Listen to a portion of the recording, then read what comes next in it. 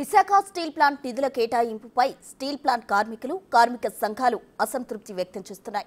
తమకు శాశ్వత పరిష్కారం కావాలని, విశాఖ ఉక్కును సెయిల్లో కలపాలని వారు డిమాండ్ చేస్తున్నారు. దీనిపై మరింత సమాచారం మా ప్రతినిధి నాయుడు అందిస్తారు.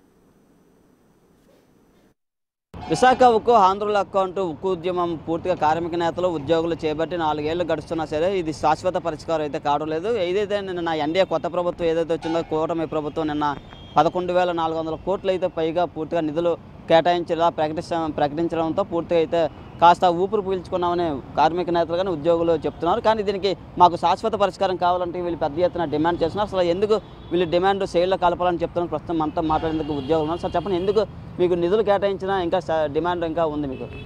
ఎందుకంటే సెయిల్కి మాకు ఉన్న రా మెటీరియల్ డిఫరెన్స్ అండి. అక్కడ 2,500కి టన్ వస్తుంది, మాకు 6,500 పడుతుంది. అంటే సెయిల్కి మాకు డిఫరెన్స్ ఏంటంటే ఒక టన్నుకే 4,000 రూపాయలు డిఫరెన్స్ వస్తుంది. ఆ లాస్ కంటిన్యూగా అలా పెరుగుతుంది. కానీ యాక్చువల్గా మాకు 2012 నుంచి వేజ్ అగ్రిమెంట్లు అవ్వలేదు. సెయిల్లో 2017 అయ్యింది.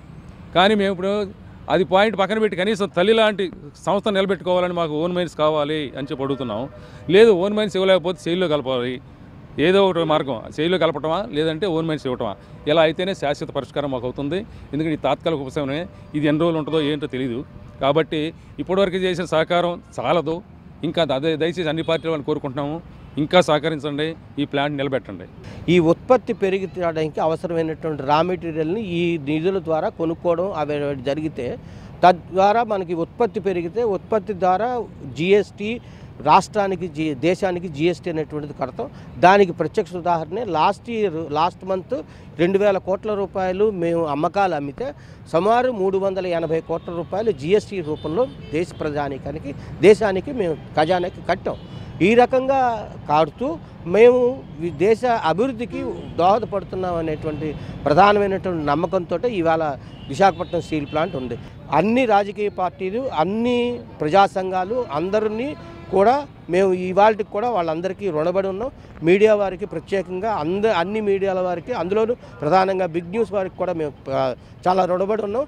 మా సమస్యని దేశ ప్రజలకి, దేశానికి, అన్నిటికీ, రాష్ట్రానికి అన్నిటికీ ఉపయోగించే విధంగా మీరు చేస్తున్నటువంటి ఈ కృషికి మీ అందరికీ చేతులెత్తి మొక్కుకుంటున్నాం. ఎన్నో ఇబ్బందులు పడుతున్నాం. ఉద్యోగులు కానీ కార్మిక నేతలు కానీ పూర్తిగా కాంట్రాక్ట్ వర్కర్స్ కానీ చాలా ఇబ్బందులు. ఇప్పటికొచ్చి జీతాలు కూడా లేని సమయంలో పూర్తిగా ఈ నిధులు కూడా కాస్త ఊపిరి పీల్చుకుంటాయి. కానీ ఇది శాశ్వత పరిష్కారం అయితే కాదు. మాకు శాశ్వత పరిష్కారం ఉండాలంటే సెయిల్లో కలపాలి, సొంత గనులు కేటాయిస్తేనే స్టీల్ ప్లాంట్ మరో 5 తరాలకు అయితే అందించడం జరుగుతుందనే ప్రధానమైన డిమాండ్.